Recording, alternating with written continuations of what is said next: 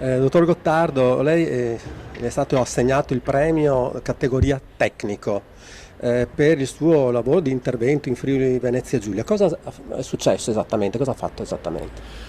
Siamo partiti molto tempo fa, perché in conseguenza di fenomeni di riordino fondiario nella fine degli anni 70, dopo il terremoto del 76 in Friuli, alcune campagne furono completamente sventrate e disastrate, per cui nacque la necessità di rimboschire, di ricreare strutture vegetali in queste campagne. Fu così che nell'82 alcuni comuni misero a disposizione piccoli appezzamenti di terreno su cui incominciammo a fare le prime prove di piantagione, tecniche di piantagione, scelta delle piante, modalità, sesti di impianto, eccetera, eccetera. Questa attività è andata molto bene, alcuni impianti ci sono ancora, molto belli, e negli anni successivi fu incrementata questa attività.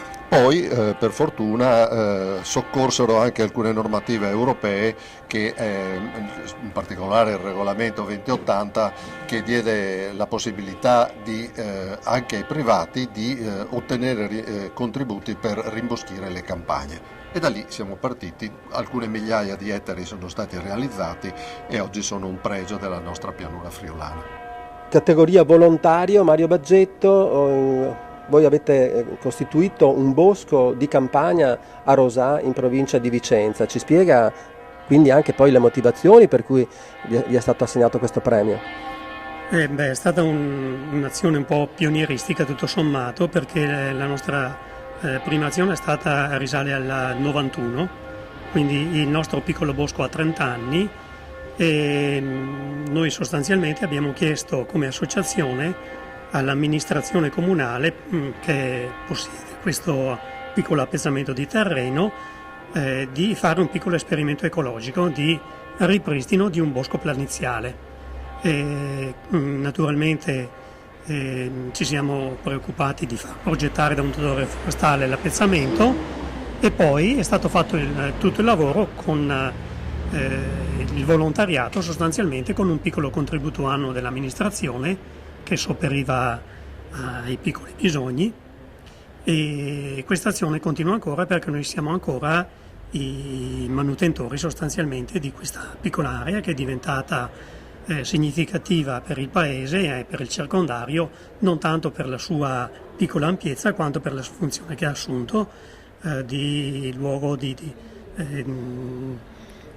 svago, ma molto anche di attività didattica, per esempio. Sono stati fatti piccoli spettacoli, quindi è un'area sostanzialmente multifunzionale che però viene mantenuta cercando un assetto quanto più naturalistico possibile.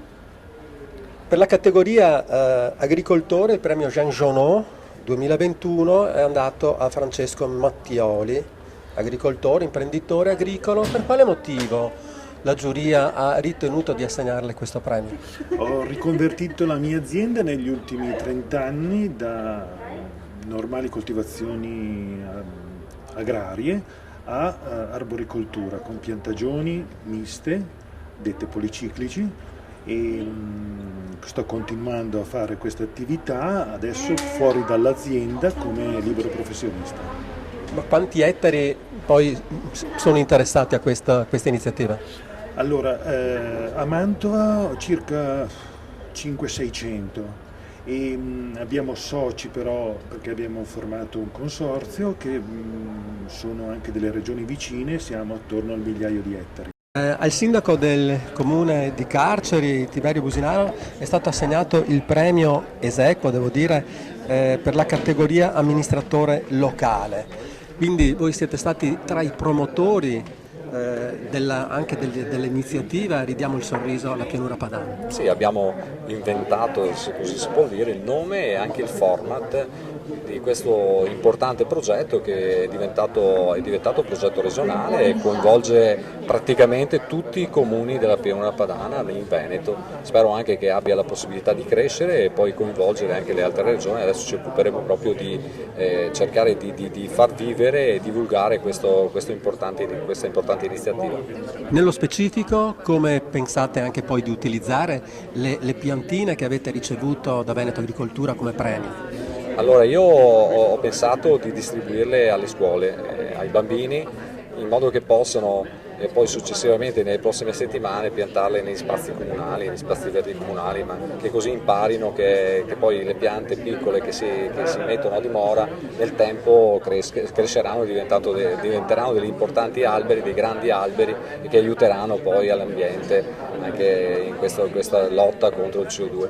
Quindi al sindaco di San Bellino, Aldo D'Achille, è andato esequo il premio per amministratore locale, il premio Jean Genot 2021. Cosa avete fatto di bello voi? Allora, devo dire che il progetto principale è stato proprio questo, perché ridiamo il sorriso alla pianura padana, che è il progetto che ha coinvolto la comunità attraverso un metodo, ed è quello di rendere le persone corresponsabili dell'attenzione all'ambiente. Questo progetto, nato inizialmente tra 2 comuni, quindi con il mio collega che è stato premiato con me, si è inizialmente consolidato a 10 comuni e poi oggi è patrimonio di oltre 350 comuni nella regione Veneto. E in questo caso il grande vantaggio anche per le comunità locali, per gli amministratori, per i sindaci, è che la manutenzione non è in carico loro degli alberi che vengono donati gratuitamente ai cittadini, che le scelgono queste piante e le piantano nelle proprie proprietà private.